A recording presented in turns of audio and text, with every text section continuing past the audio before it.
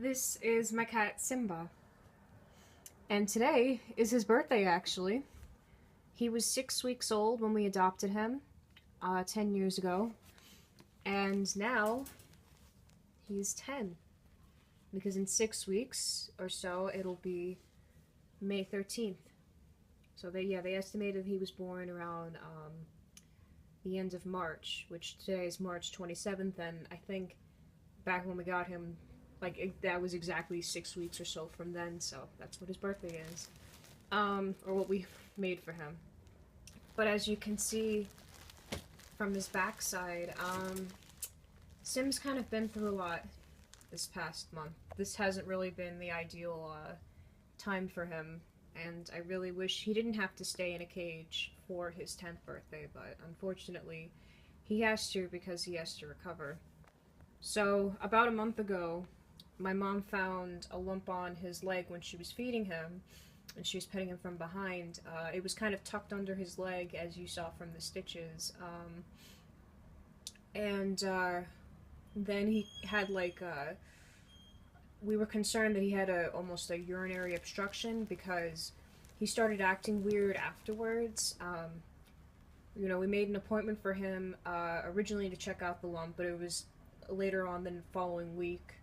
And as soon as we made that appointment, I was watching him, and he had gotten an erection, which is really weird because he's been neutered. And then when I was looking at it online, they were saying that, cats generally aren't supposed to get random erections, especially if they're neutered, and that's usually a sign of feline urinary obstruction because they're pushing so much and it's causing, their parts to become erect. So we were concerned about that, and that way we made an emergency appointment. And it turns out it wasn't that. He was just really constipated, and because he was pushing so much, he caused himself, I guess, to be erect. And then, while we were there, we're like, oh, by the way, would you mind checking what this lump is? Now, he has a lump. I don't know if you can see it from over there. I don't really want to disturb him because he looks very peaceful right now. He has a lump on his backside, and they determined it was a fatty lump, and that's what it feels like. It's a very soft lump. The lump that we felt on his leg before was very hard, but it was movable. That's why we were trying to figure out, and we were questioning as to what it was. So they did a biopsy on it, and they confirmed that it was benign. Yeah, that kind of threw us for a loop.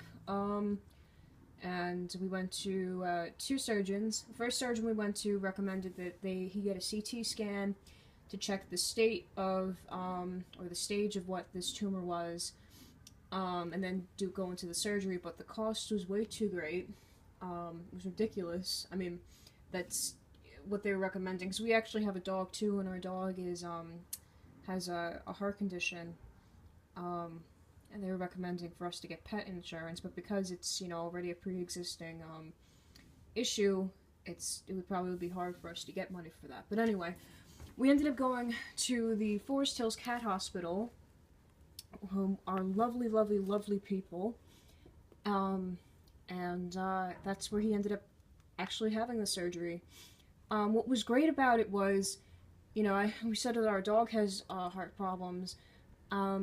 The vet there picked up that he had a heart murmur, so they put him on heart meds for about a week before they operated on him, but he went through the operation fine. He, they were just concerned about him reacting to the anesthetics or whatever, and he was fine with it totally. So they kept him for 2 days because the day that he was supposed to come home he wasn't eating, but they were saying that it's normal, because, cats that go through such an extreme surgery tend to not eat, and, I mean, I wouldn't if I had some major surgery, but the following night he ate, and he ate pretty well, and he's eating pretty well, a lot better than he usually eats, because he's a very picky eater, and that's another thing why I wasn't too concerned about him, but,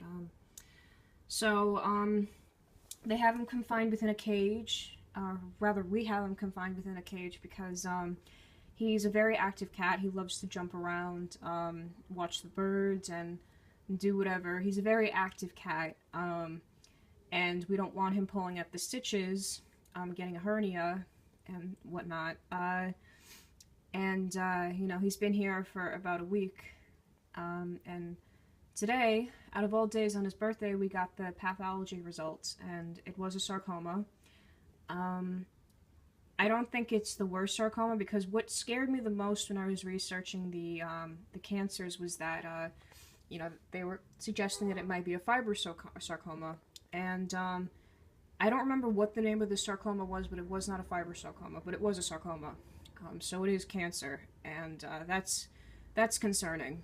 And we're going to talk to the vet about it on Wednesday. But from the looks of it, though, good news is that the tumor that was there, from the margins that they gathered, it seems that they cleared, there was no tumor cells around the outside of the margin, so that means that it did not move from, you know, what they had gathered. The concerning aspect is because it was so deep, they couldn't really go into him that much anymore, so they don't know if it spread internally.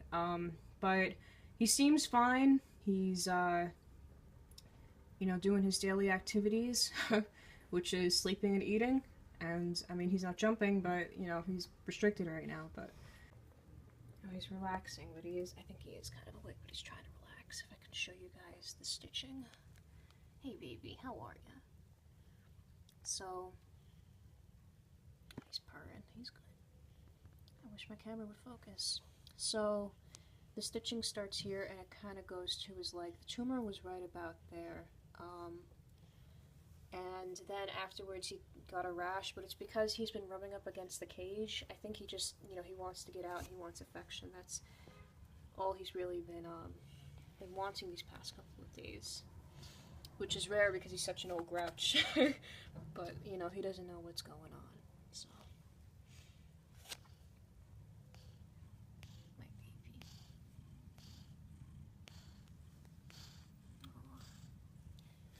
Yeah, my poor baby. Though, as of right now, they were saying that the stitches are healing pretty good. They should be kind of at their normal state within a matter of 3 to 4 weeks. Like I said, it's been 3 weeks. I'm sorry, it's been a week after the surgery, so he's still got a ways to go. Why are you breathing so loud? Big poop. You okay? Giving yourself room to breathe? Jeez. Big poop. But as I had said, it's his 10th birthday today. And I wish, you know, if circumstances would allow it, that he can go out for the day. But he can't. He has to rest. Which he's doing. He's taking good care of himself, as he usually does. So, yeah, we've got to clean up, because he's a very, when he gets excited, he jumps around and stuff, and, you know, we have to move him out, get a chance to move him out so he can clean up, because he moved his towel trying to get comfortable. So, you know, that's the report for now. I wanted to make this video because there's a lot of videos that I watched with cats going under like the same sort of turmoil, and you know, while some of the cases were really unfortunate, I'm hoping it doesn't come to that, because as of right now he seems pretty good. He's been through a lot, but you know, he's a strong guy. He's a strong but grouchy guy, so can only hope. Can only hope, baby. Alright. I'll talk to you guys soon. I'll give you guys an update on his whereabouts.